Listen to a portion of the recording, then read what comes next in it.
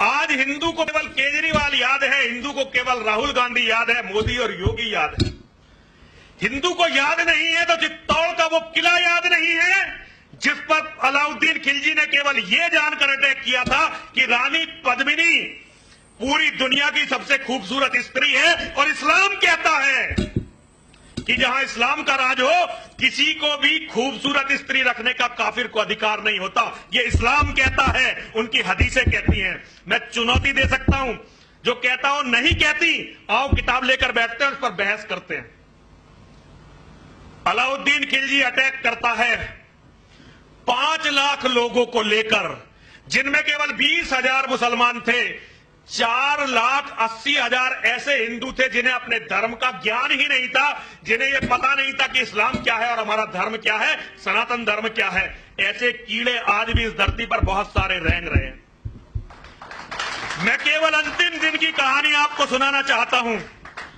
जब चित्तौड़ के राजपूतों को यह लग गया कि अब हम रानी की रक्षा नहीं कर सकते, तो उन्होंने रानी पद्मिनी को अपनी सभा में बुलाया।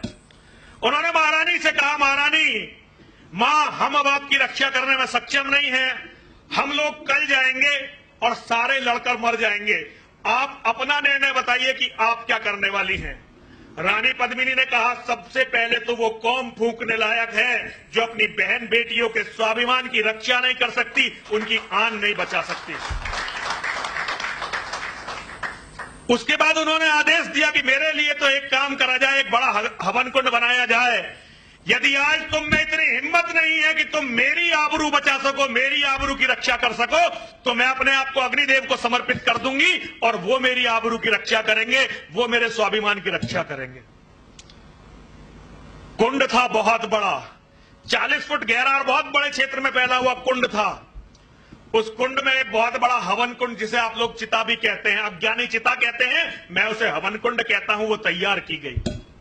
सारी दुनिया जानती है कि जब रानी पद्मिनी उस चिता की तरफ, उस हवन कुंड की तरफ गई, तो किसी को उसमें तिल्ली दिखाने की जरूरत नहीं पड़ी, माचिस दिखाने की, आग दिखाने की जरूरत नहीं पड़ी। सती का इतना तेज था कि अग्निदेव स्वयं प्रकट हुए। रानी पद्मिनी उस चिता में चली गई।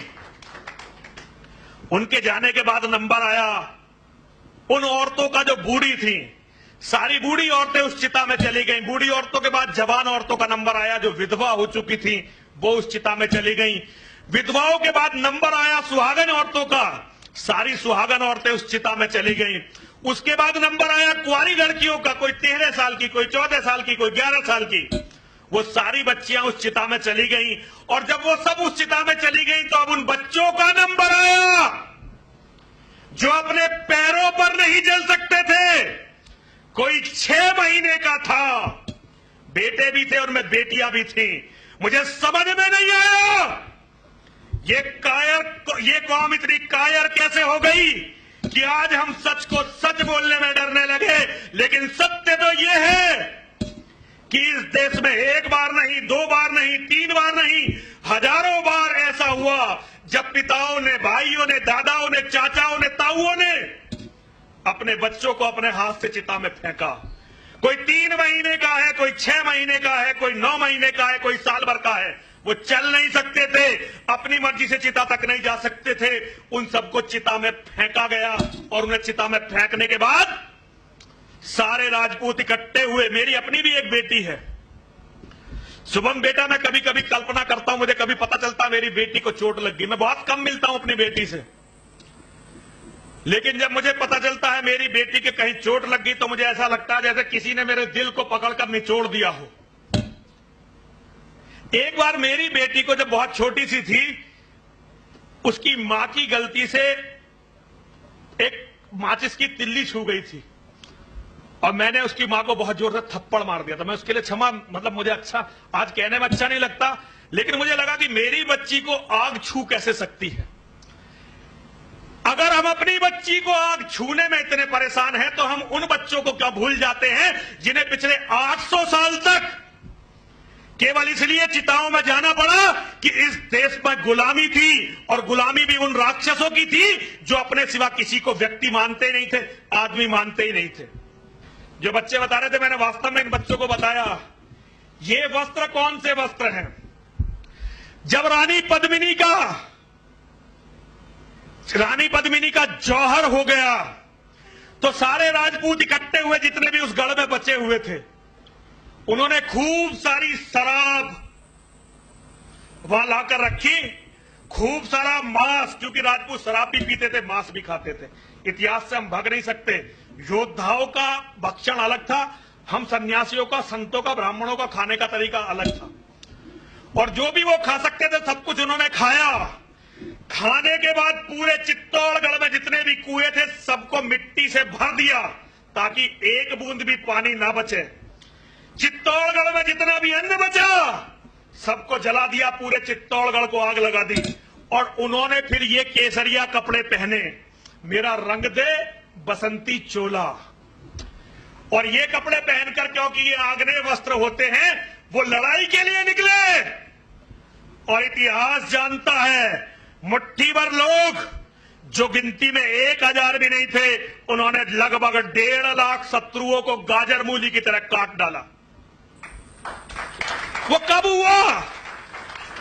वो तब हुआ जब 800 या 900 राजपूतों ने, क्षत्रियों ने, मेरे हिंदू वीरों ने, सनातन धर्म के मानने वालों ने यह तय कर लिया कि अब हमें जाना है और वापस नहीं आना है। तो अपनों से कम 100 गुना दुश्मनों को मारकर वो लोग स्वर्ग को चले गए। लड़ने वाले हर समाज में बहुत कम होते हैं, लेकिन हिंदू समाज में तो ये मिट गए हैं। हिंदू समाज राजनीति करता है, हिंदू समाज नेताओं की बहुत बात जय जयकार करता है, लेकिन हिंदू समाज अपने धर्म को आज देख नहीं रहा है। मेरे बच्चों, दुनिया में कुछ भी तुम्हारे धर्म से बड़ा नहीं हो सकता। जो लोग कहते हैं कि ये चीज धर्म से बड़ी, वो चीज धर्म से बड़ी, वो लोग केवल उन चीजों के दलाल हैं और उनके नाम पर अपना कुछ फायदा ढूंढना चाहते हैं। जिन लोगों ने धर्म को बड़ा माना, उनके आज 56 देश हैं। जिन्होंने अपने कुरान पर चले तो 56 देश हैं। ईसाइयों ने अपने धर्म को बड़ा माना, आज उनके 70 से ज्यादा देश हैं। और तुम लोगों ने क्या कहा? नहीं जी, राष्ट्र, देश, ये मिट्टी, कंकड़, पत्थर। मिट्टी, कंकड़ और पत्थर से देश नहीं बनता। देश केवल धर्म से बनता है। देश केवल अपने भाईचारे से, अपनी संस्कृति से बनता है। क्योंकि धर्म आत्मा होती है और जिस मिट्टी में धर्म रहता है उसे उसका शरीर कहते हैं। आत्मा निकल गई तो शरीर केवल गंदगी मात्र है, उसमें कुछ नहीं होता। उसे रखोगे तो उसमें कीड़े पड़ जाएंगे और बीमारियां फैल जाएंगी। मेरे बच्चों, धर्म को बचाओ। और एक अंतिम बात,